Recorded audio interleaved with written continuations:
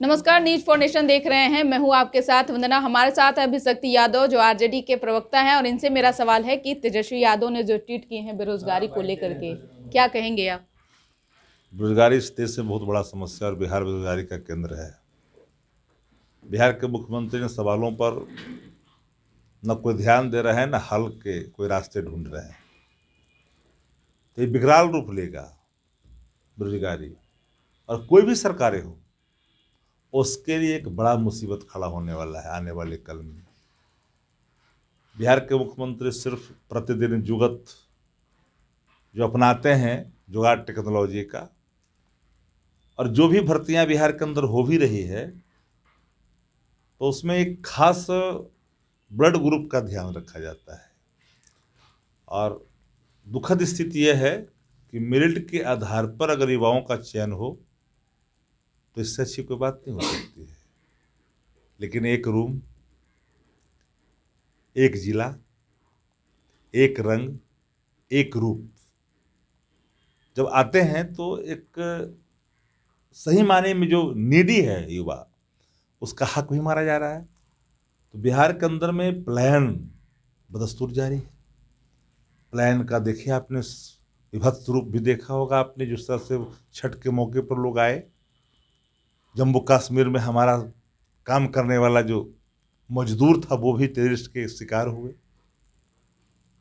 तो बेरोजगार एक बड़ा सवाल है। इन सवालों का हल ढूंढना निहायत जरूरी। लेकिन धीरे धीरे जिस तरह से देश और राज्य की सरकार विभिन्न सेक्टरों को प्राइवेट क्षेत्रों में ढकेलने की कोशिश की है, सरकारी संस्थाएं प्राइवेट होते जा रही है, तो स्वाभाविक है कि रोजगार भी खत्म होंगे।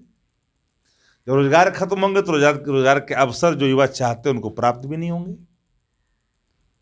अब जिनको पहुंच है, जिनकी पकड़ है, जिनकी पैरवी है, जिनको जुगाड़ है, वो तो कहीं कहीं मार लेते हैं।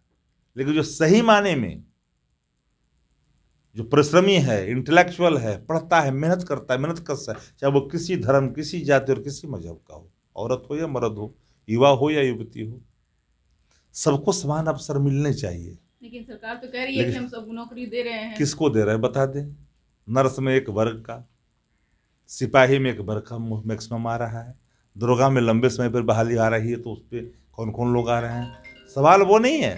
सवाल जितनी हमारी कमिटमेंट जितना है उन कमिटमेंट को पूरा करने में सरकार पीछे है। तो सरकार बचाने में प्रतिदिन लगी रहती है।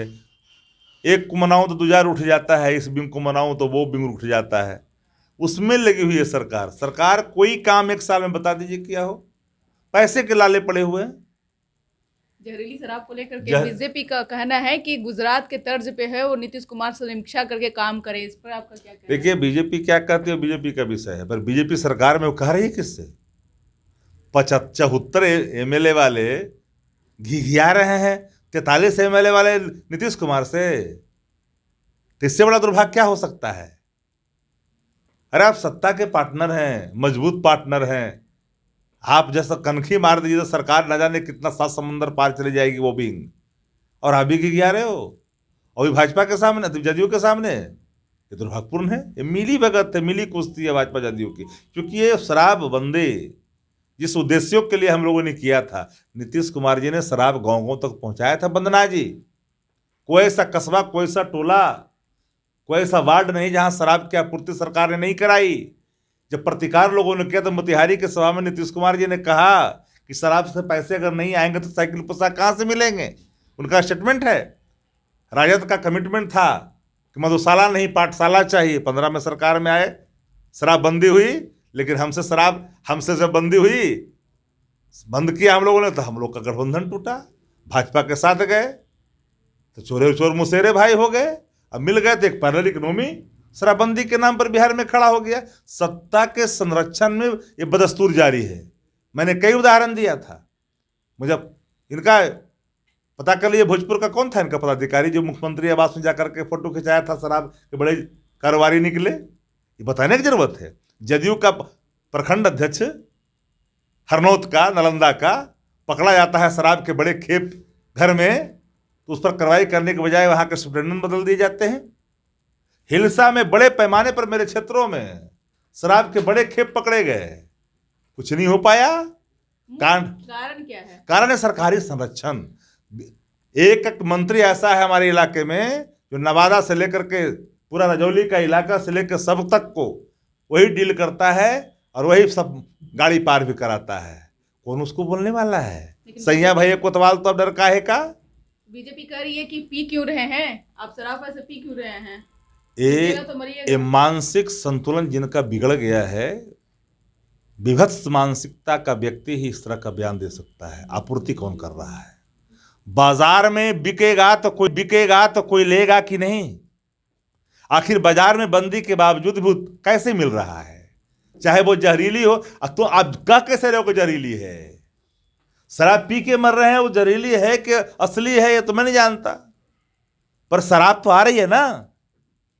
गोपालगंज में कौन है वो व्यक्ति साहा जी, कौन व्यक्ति पांडे जी है जो छोड़ करके बिहार भागा हुआ है?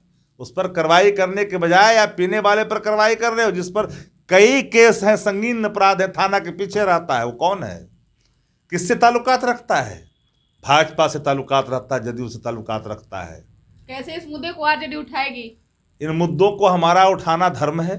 हम प्रतिपक्ष हैं, प्रतिपक्ष का नैतिक जो कर्तव्य है, हम जन जागरण। जब ये बता दीजिए, विपक्ष आग्रह कर रहा है, सरकार जब चाहेगी तो ना विपक्ष का आग्रह कोई कबूल करेगा?